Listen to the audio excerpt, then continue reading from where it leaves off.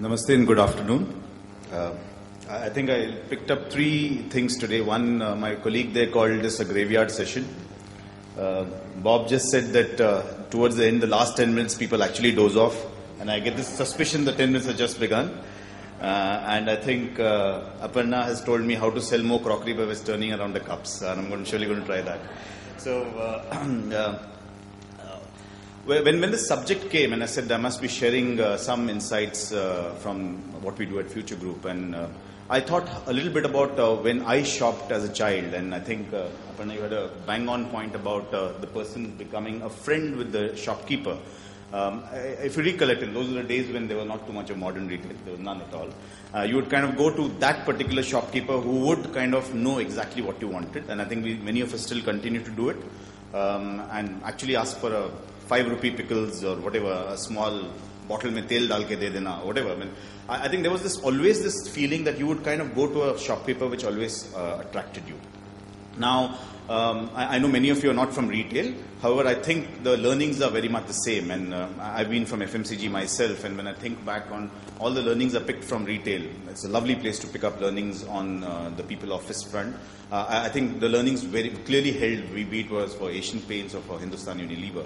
I think the same learnings would have held applicable. One question which always ran into the mind is, you must have heard there's a lot of attrition in retail. I personally, I'm not worried about it. But I think there is this thing about saying, at home I wear good clothes, at home I keep my house well, but when the same person comes into a large store, suddenly you see a mess in the store, and I often wonder why is he doing it. I'm sure he doesn't do that at home. At home when a guest comes, he has a big smile, but why do I have to teach him with the SOP saying, learn how to smile to a customer? And that's always been a question running in the mind saying, is it really process or is it something else? What I've done is, to prepare for this speech here today, we went and met two of our own staff who kind of been with us for quite some time, because the inspiration was that particular shopkeeper whom I shopped with for the last 10 years, and he didn't change, he only started aging, and I was more and more comfortable shopping with him. So we said, if that is the real case, let us go back to two of our people who really been sticking on with us and seeing if there are any learnings to pick. So I've just captured it on audio video, and that also gives me a chance to speak less. So what I'm really going to do is show you some of that. And don't be surprised. Can I have my? Don't be surprised if you hear some of these words here. And that's what when I first saw the video, these are some of the words which kind of got picked. Greed, doubt, do I fit here, etc., etc. Let me go to one of the videos. If it doesn't play, I'm going to come out and play. Okay, so let me come out and play it from the...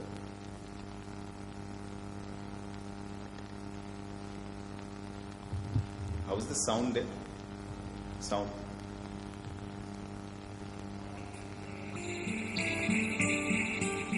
I did my hotel management. I worked with things like, I was a hoteler.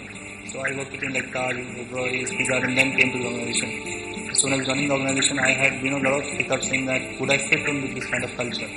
So I was assured by a lot of people that I think you just have to give your best. You just come to the floor and keep trying things, and of course we'll take care of you. When I used to come to the store, this store had opened in 2003 and 2004, and I used to work for Pizza at that time. So I came to the store and so on, I said, it's not very, in terms of look and feel, ambience, not very great. I don't think I would ever fit in with such an environment. So I think that time my only thing was, okay, I'll give it a try. Maybe let me become a store for a year. Let me see how it goes on. And if it doesn't work out, of course, I have the hotel industry background, because I was from that industry. I had done my degree from that. So when I joined this company, there were only 2 stores in Mumbai and about 7 stores in the country. Mulund and Opal were only 2 stores. So when I got a chance to work as an area manager, there were about 4 stores. And in a journey of about 3 to 4 years of being an area manager, finally I was handling 7 stores. I think this entire journey of handling different stores gave me a lot of experience, because I think a store like Lower Parel gave me a chance to do a lot of different things. So I think from a store manager turned an entrepreneur. So at the moment I run the Mumbai zone, which is about 27 stores, 13 big bazaars, 9 food bazaars, and 5 fashion big bazaars. When I started, I was a store manager. A store manager basically looks after one store, and I think the freedom was given to you to run that particular store, right from top line to bottom. Everything was your baby, so you were the CEO of the store. I think in terms of responsibility, then I became an area manager, and I think as an area manager, then you look at different aspects. So one is that, being in the same city also, stores could differ. The Success Escalation was the first thing when we did. I was just 2 months of lower parade. And I still remember we had to down our shutters in 1 hour's time. And a lot of customers, shouting, Sardar ko bahar bulao, and so much corner. So I think that really, changed my entire perception of life, saying that this is completely different from what I had imagined. Initially, when I remember Kishore used to come to our stores and stand behind cash counters. And he used to tell me to just observe customers and say, the checkout has to be smooth, because if the checkout is not smooth, I think customers would be a very angry lot. I kept on observing customers. I'm going to stop this one here. How do they... I don't know whether you noticed, he was referring to a particular event which we do called Sabse Sasta 5 Din. And when we did it first, he actually said the shutters had to be down, and I remember that day when there were 1,000 customers saying, Sardar ko bahar le aao. And that was the anger which people had, because we had to shut down the store because of too much crowd. And he says in his own words that changed a lot of perception for me. I'll show you one more. Just to, pardon me for the bad sound quality, I didn't anticipate it. He joined us in 2004 from a pizza company, and he was heading a store of around 30 odd crores. In 7 years, he's now with us handling one of my zones, and which is around 800 to 850 crores. That's the kind of growth which Gurpreet has seen. I'll take you to one more example. And this is the person when, and he's going to mention that, when we asked why did you join retail, this was his answer, that he wanted to earn his first t-shirt and jeans. Yeah. A very humble guy, unlike the first example, because he really come from the ranks. Let's hear him, and then I'll possibly capture some of the learnings which he intends to share. So sorry, I have to go back and play it from the...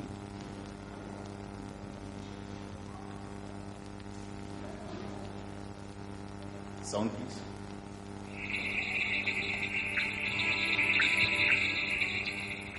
I was in college going and I would used to get enough pocket money to buy clothes. But I'm very passionate for wearing t-shirts and jeans at that particular time, looking at my friends and everything.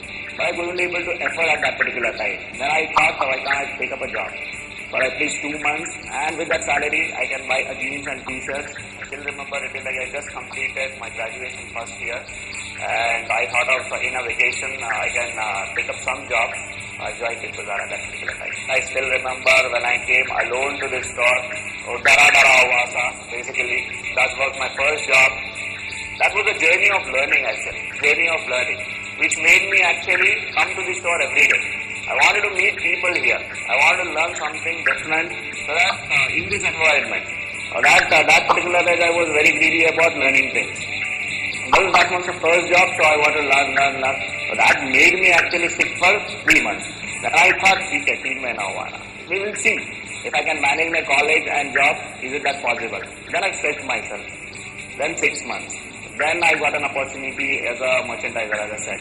Then from there I made my mind, come on, I'll make my career here. From there the journey started. It's a store karta for anything, any coordination for this 200 to 250 members on the floor. I think that was the biggest responsibility, and making it more in terms of perfect. I think that I would say it's a big responsibility what I actually gained through this journey. I still remember the day the store set for a fire through electrical disturbance. We were actually set for the next day. There was a huge, in terms of set for the next day for a big promo. And all of a sudden we came to know the store is under fire, and completely level 2 was completely burnt out. 4 days I still remember people, the 250 people working day, night, sweeping floors, completely. I think it took only 4 days for us. We made all adjustments, but we ensured, the store karta ensured, we are open in 4 days. And that was the biggest learning.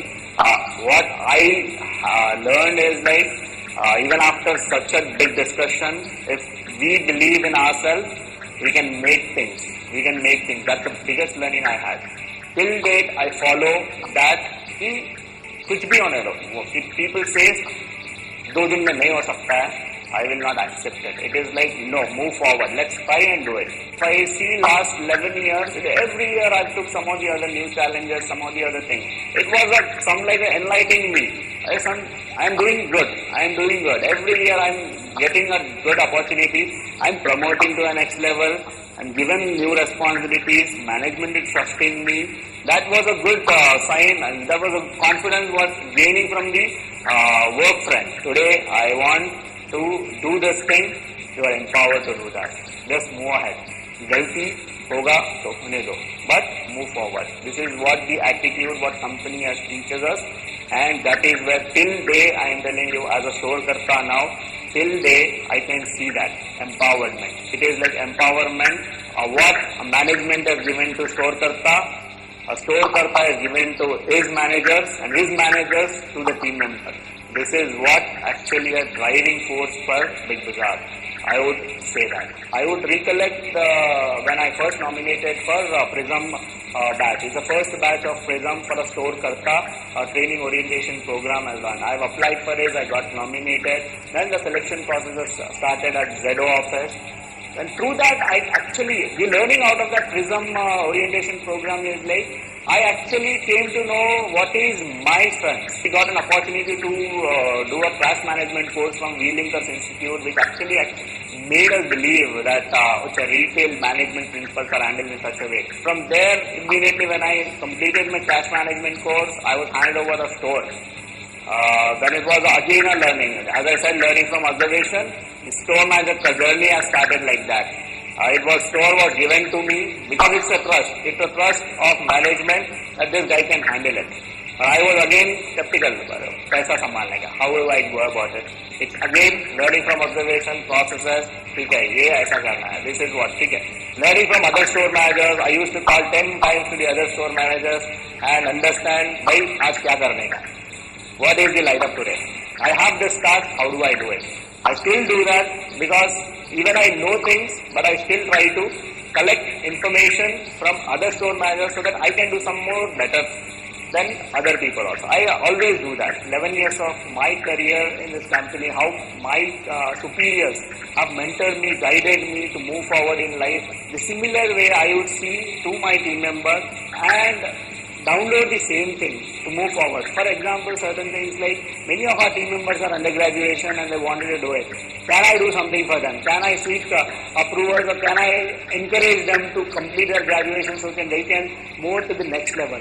This is the first organization I started learning, and till date I am with this organization and understanding, still wanted to learn retail, still wanted to move further in my career, still want to seek higher positions in the company. As long as I can deliver some good thing to this company, so there is no problem for it. But the day I feel if my contributions are not enough for the organization or organization inputs are not benefiting me, and that I would say, to summarize, that would be the ending point of my career in retail. Okay, so this guy has been with us for 11 years, didn't know English, Telugu, Hindi, and today you have him leading a store of 50 odd crore rupees on his own, and I think the journey is all that he had to share. There's very little time, so what I'm really going to do is just quickly take you through what these guys said. And I think some of that has already been said. I think they said observe, hear, feel. I think someone here mentioned the same thing. And why I put this particular picture is we often, and I used to often, coming from FMC, used to wonder that we need to kind of go and help every customer raise their bags. One big learning for me from sheer observation was the customer feels extremely powerful holding a shopping bag, and especially the customer whom you're seeing here. This is a case, which is a picture which we keep sharing internally. This is a guy who actually loaded 20 bags on his scooter and went away. 20 large shopping bags, all that shopping behind, and we actually captured him on film and photo. So really observe what does the customer really want. I think don't get biased by what analysis you're going to do. Just observe, hear and feel. A lot of it is about destroying and learning. And I think what Aparna was trying to mention, we don't know what retail has in store for us tomorrow. I don't think we 10 years back had mineral water, or 15 years back. We didn't have cheese and butter in our refrigerators. Today we have. I don't know how many of you know, but the kind of people who have upgraded to international biscuits is amazing. It's almost 30% penetration in our stores, in a store like Big Bazaar.